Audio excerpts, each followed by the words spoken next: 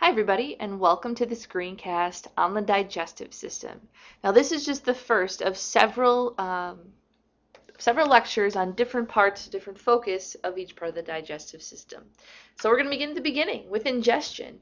And ingestion is taking in food, and whether you're a horse, a bear, or a bird, you have to do that because just like us, we're all animals and we need that food from somewhere else besides internally.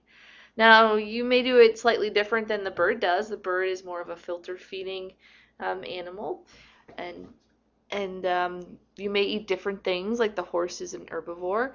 But right here, this is us.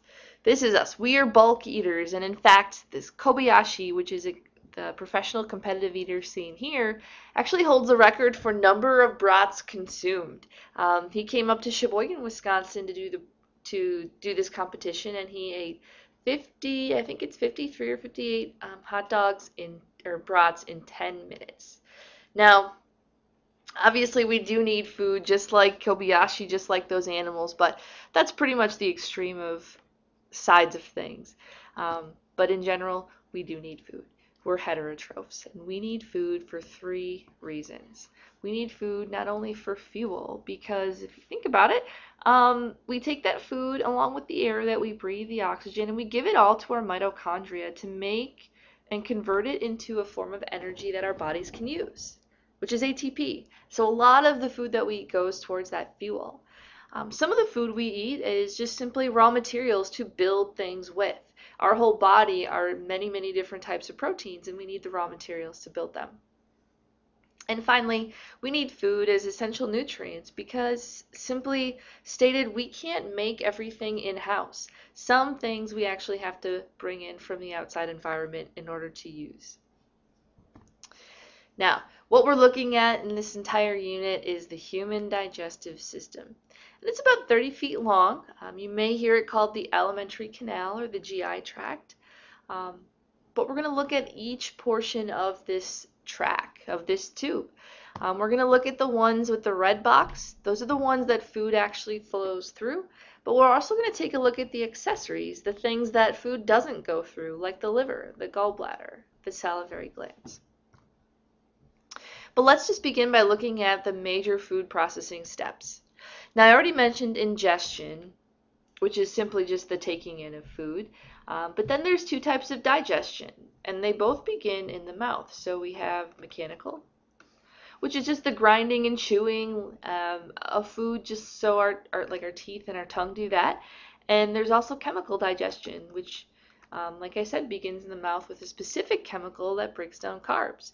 But there are lots of other places in the body that mechanical and chemical digestion occur. Moving on from there, we have absorption. So the food that we eat, unfortunately, isn't able to be used in that form. Oops, way over here, wrong cursor. The food that we eat has to be broken down into specific nutrients, and those nutrients then get absorbed by the bloodstream and taken all of our body and used by all of our cells. And so we need an organ that specializes in absorption of all those nutrients from the digested food. After that, this one metabolism I put in red, or in blue, excuse me, simply because it's one that you probably don't think about, but once our body cells have all those nutrients, they have to convert those nutrients into a form of usable energy, into ATP. And I'll show you what that means on a later podcast, but that's metabolism. And then finally, all of the stuff, that doesn't get used is going to be eliminated. And that's the process of extracellular digestion. It's the stuff that couldn't get digested. So it's not waste that's coming from within your cells. It's not intracellular. It's waste coming from outside of our cells, which never got digested in the first place. So extracellular digestion, like that hydra in the picture is doing. All right, a couple of other general things, and then we're ready to move on to the first part of the alimentary canal. And that is accessory organs. Now, I did mention these earlier. Just I want to emphasize these are the types of organs that are not directly involved in food transit. So food doesn't go through here, but they're going to help the process. And then finally, two other terms that help with moving food through the alimentary canal. First is peristalsis. Peristalsis is like that like moving toothpaste as you push it through the tube of toothpaste. It's just all of those smooth muscles that line the alimentary canal kind of working the food through at the proper pace. But peristalsis is also regulated by sphincters. And sphincters are these fun little circular muscles that can close and open when we want food to either stay put or move on to the next part of the canal. So all of these together really help all of those organs like the stomach, etc., small intestine, do their job. So let's begin. The first place we're going to look at today on this video is the upper digestive tract, is our mouth. So we're going to go through some basic anatomy of the mouth. We're going to look at kind of the inner structures in there with the teeth, and then finish up with the physiology and the function. So on the top half of your mouth, we have the hard palate, which helps to kind of maintain shape of the mouth, and then we have the soft palate in the back. And the soft palate just helps with swallowing mechanisms. In addition, the uvula, the little hanging ball here, that's actually part of the soft palate. Helps with swallowing too, but it also actually helps with some vocal productions and noises that we can make. Now, if you lift your tongue up, on the bottom of our tongue, we have, we do have some papillae, some taste buds on our tongue, but underneath that thing that attaches the tongue to the floor of our mouth is called the frenulum. All right, moving on to teeth. The diagram on the left are our baby teeth, also called deciduous teeth, because like deciduous trees that lose their leaves, we lose our baby teeth. Usually takes about 2 years to get a full set, and for these temporary baby teeth, a full set is usually about 20 teeth. Now if we look over here, this is a full set of adult teeth, and we should have about 32.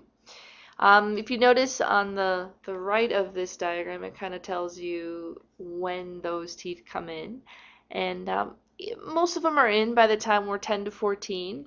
But we do have those things called wisdom teeth that take a little bit longer to erupt or break through the gums.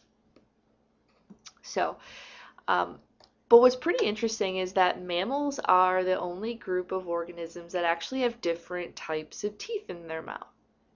And they serve different purposes, and I think it's pretty easy to remember these different purposes for these teeth just simply because you can imagine how you use those teeth and remember them that way. For example, if we look at the incisors, we have incisors on the top and bottom. Incisors are for biting, so say you want to bite an apple. Whereas the canines, the sharp teeth, you can imagine meat eaters have really sharp canines, like a tiger. So canines are for ripping and tearing. If you want to eat a piece of beef jerky, what you do is you put the jerky in the side of your mouth and try and rip a piece off that's chewable. And then what's left for dentition are all the molars, premolars or regular molars. Those are for grinding and chewing of material that we eat, including our wisdom teeth. If we look at basic tooth anatomy for a general type of tooth, there are 3 regions. We have the crown on top, which is made of enamel. And then the neck, which is made of that yellow substance that you see in the diagram called dentin. And finally the root, which is below the gum line, made of what makes sense, something called cementin to help anchor it into the bone. All right, and then the very inner portion of the tooth is called the pulp, and that's what kind of makes that tooth living.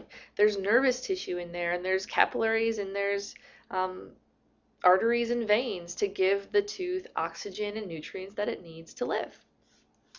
And finally, what kind of helps anchor everything in there is something called the periodontal ligament. That's kind of the dark bluish color that you see on the diagram. Dark blue and then the light blue, sorry. And that just really helps to completely solidify that tooth into the jaw. So if you come down with a case of periodontitis, which is inflammation of that ligament, you can get a loose tooth or lose teeth because that ligament is no longer sealing that tooth against the jaw. All right, so we did the tongue and mouth anatomy, we did teeth. The only thing left to just discuss for anatomy are the salivary glands. You have 3 clusters of those. The first cluster is the parotid. It's the highest one up. It's the largest. These get swollen on both sides of your jaw if you come down with a case of the mumps. Below your mandible, submandibular, are salivary ducts that open on either side of that frenulum that holds your tongue down to the floor of your mouth. And then right below your tongue or the floor of your mouth are the sublingual ducts. And these open into the floor, and if you ever lift your tongue up, and some people are able to gleek, which is a leaking of the saliva from those ducts. We're finally on to the very end here, the functions of all of these things together. And as I mentioned earlier, the mouth has both types of digestion, mechanical and chemical.